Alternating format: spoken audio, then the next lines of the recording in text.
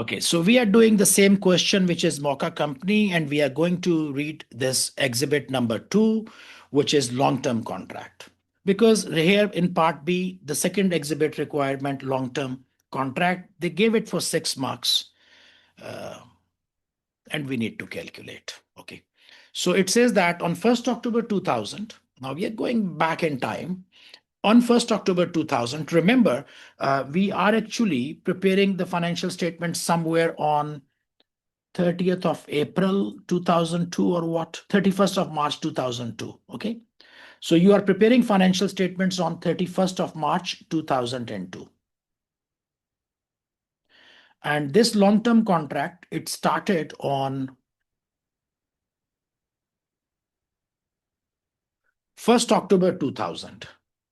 So this contract actually has already seen one time period because it started in October 2020.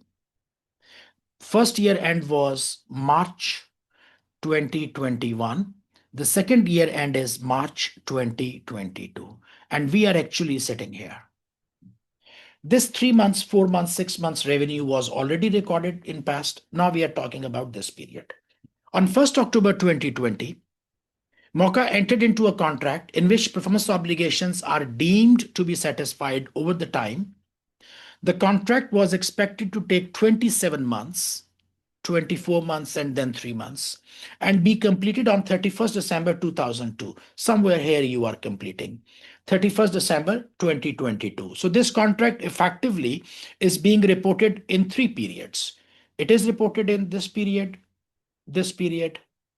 no, sorry, 2 periods. One this one and one this one, 2 periods. Okay. 31st December 22. The customer gains control over the, okay, by the way, 3 periods, 3 months, 12 months, and 12 months. 27 months are being made. Let me remove this thing. The customer gains control over the asset as it is constructed. Now, this line is very important because we know that revenue is only recognized when control is transferred. So if what is happening, probably it's a big building, whatever it is, the customer gains control over the asset as it is constructed, which means as the construction is going on, control is being transferred, and therefore the revenue should be booked. If it says that the customer will gain control upon completion, then you cannot recognize the revenue. It says as it is constructed. The percentage of performance obligation satisfied is calculated on the input basis using the contract cost incurred to date as a proportion of total cost. So we know we have 2 methods, input method and output method. Output method is where percentage of completion is based on the selling price, and input method is where the percentage of completion is calculated based on the costs which are incurred. Okay. So this is the data. Now they tell us that the total contract price and estimated total contract costs are 12,500, your total contract price, and the total cost is 5,500. Then it says the correctly reported profit or loss results for the contract for the year ended 31st March 2001. So the first 6 months, October, November, December, January, February, March, last year, we close our year in the last year. For 6 months, we recognized a revenue of 3,500 or 3.5 million, and the expenses were 2.6 million, and the profit was 840,000, and this is correctly calculated. No problem about that. Then in the second year, which is the full 12 months, this was 6 months. Now in the next 12 months, contract cost incurred, and it does not say incurred in this year. It says incurred to date, which means from the beginning until this date, 4.8 million contract cost. So which means that this includes the previous amount as well. So for 4.8 million includes this 2.66 as well. Okay. because to date, which means from the beginning, the first 6 months of the last year plus the 12 months of this year, total cost incurred so far is 4.8 million. Amount invoiced to date 8125. Total cash received to date 7725. There was no trade receivable or contract asset or liability at 31st March 2002. So now, what do we need to calculate? In such questions, what we need to calculate for this particular year, it says that explain and show how the above transactions would be treated in the financial statements of Mocha Company. So what we need to calculate, we need to find out that what is your revenue in this year, how much is your profit reported in this year, how much is your receivables in the current period, how much are your contract assets in this period. By the way, okay, I'll explain what is contract asset. They told us that there is no contract liability, which means you have not taken any advance. Contract liabilities are for advances. So first thing which we need to calculate always is to find out, we'll say that, okay, before I start doing calculation or before you start performing calculation exam, you should always give a 2-3 lines thing that, and you don't have to write down here some fiction. You have to write down what you are thinking in your mind. So sometimes students say, oh, it's difficult for me to write, or it is difficult for me to respond to discussion. No, it's not difficult.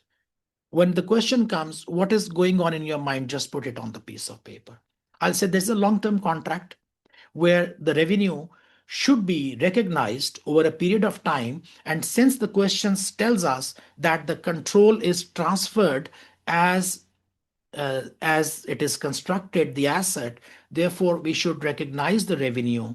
We should recognize the revenue as performance obligations are met. The measurement method for revenue, in this scenario is input basis, and under input basis or under input method, we measure revenue as a percentage or as a proportion or as a percentage of costs which have been incurred as a proportion of the total cost. So the revenue based input method of revenue measurement is based on incurred costs as a proportion of the total cost. So these 3 lines, that's all, maybe 4 lines. And then you would say total incurred cost, and I would say total cost. So total incurred cost is how much? To this date, 4.8 million. And total cost is 55. And I would say that percentage of completion. So percentage of completion will be 48 divided by 55, 87%. So you can say that this project is completed 87%. 87% in which is total of year 1 and year 2. Okay, the 6 months of year 1 and whatever. Then I would say that therefore total revenue should be, you can write down like this, 12,500 multiplied by 87.3% equals to whatever, okay, like this. So how much it is? Total revenue is into 0.873. So total revenue is actually 10,913,000. This is the total revenue. Then you should say out of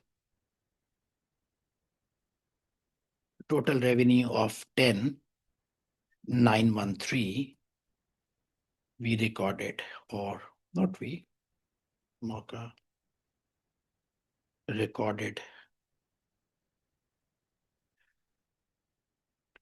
Revenue of how much revenue they record in last year? 3,500. 3,500 in last year. Therefore, in the year ending March 2022, I'm just writing only one so that you have the idea how to write the other. March 22, they should recognize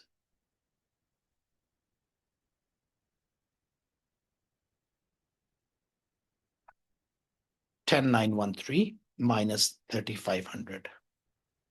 7,413. 7,413. You can put it in bracket 10,913 minus 3,500. So this is the revenue which you are recognizing in current year. Similarly, you come to the cost. Then you should say total cost incurred. Again, you will write down total cost incurred is how much. So I would say, now I'm not going to write all of that cost to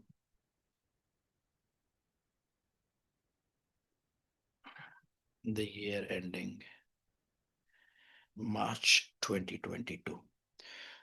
Total cost is how much?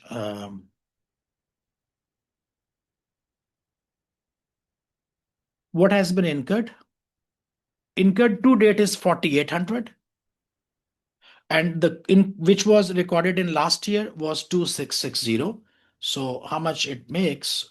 So this time I'm not typing it again. You will type it yourself. I'm just giving you the numbers. So 2,140 is the revenue cost in this period. 7,413 is actually the revenue in this year. And therefore, you will say that profit will be 7,413 minus 2,140. You will write down in paragraph form, which is 5,273. This much is going to be your profit for this period. Okay. This number you also need. Then you come to find out your receivables. Receivables are always, which is the revenue, how much receivable will be how much is the revenue and how much I have invoiced. So receivable will be the difference between the revenue and the invoiced revenue. Okay, so how much is your total revenue? Total revenue you said is 10,913. So that should be 10,913. How much of that you have already invoiced? That is amount invoiced to date is 8,125. So you are say that my receivables are that is contract asset actually. That is contract asset. I'm sorry. Receivable will be what you have invoiced and what you have received. So receivable will be 8,125 because I have sent the invoices for 8,125 and I have received only 7,725. So this is the difference between these two will be receivable. Okay. So it is 8,125 minus 7,725. So this number 400, that goes as your receivable.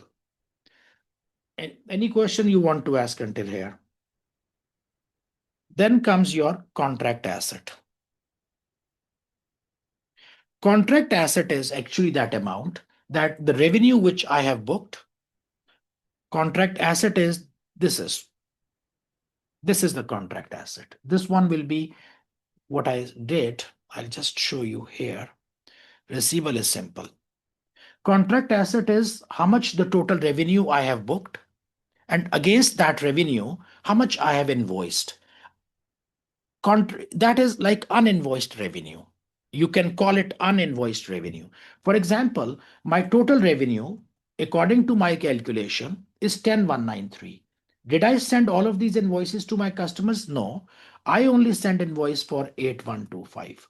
So it means the invoices which I still have to issue them is contract revenue, contract asset, and that is 2,068.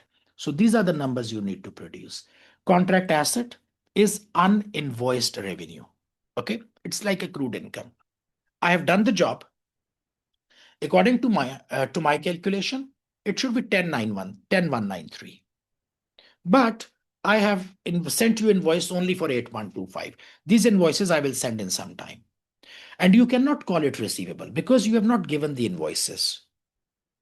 So you still have to take, actually, what I have to take from my customer. If you ask me, the work which I have done is 10193.